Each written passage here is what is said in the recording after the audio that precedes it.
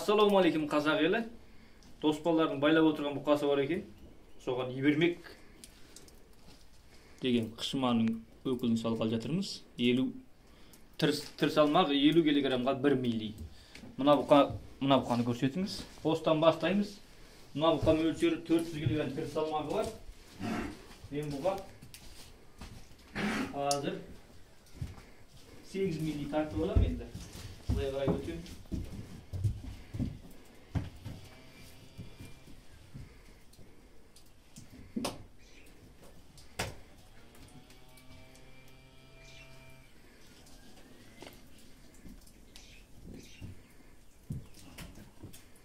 Міне, көрсетіңіз ақырын 8 милли. Жазу көріне ме екен?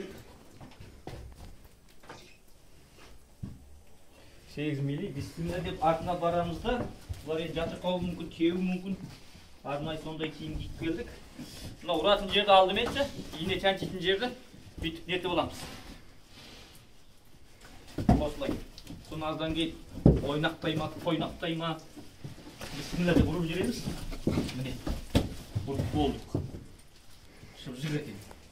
Енді екіншісіне. Негізі орнын бүйтіп қайтадан басып қойып беріп тоқпамау үшін.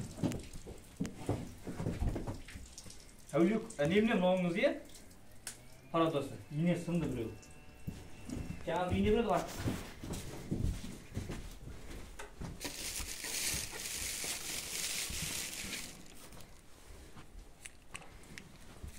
Алатауға деймін, е?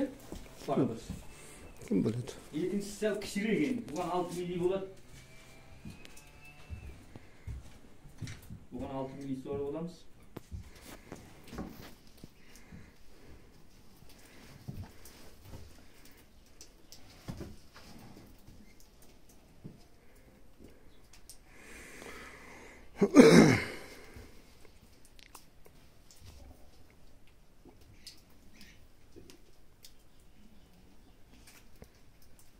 Ауасын шығарып аламыз. Көрініп отырмын ба, аға? Мынау бас жағында көптің бар ауа.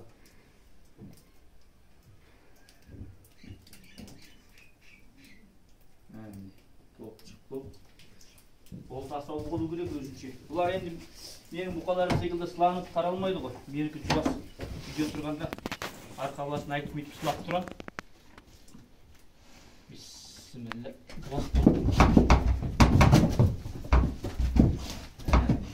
Мынау сындырған жоқ, әдемі ұрылды. Мынау 7 милли болады деп ойлаймын. Мынау кішіге өп тұр ғой, брат. Жоқ, кепкен жоқ осында.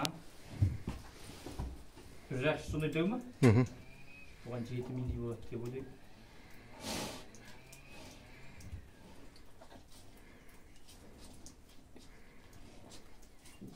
Он үш бас бұқа, мын жақта 5-еу, ар жақта 7-еу.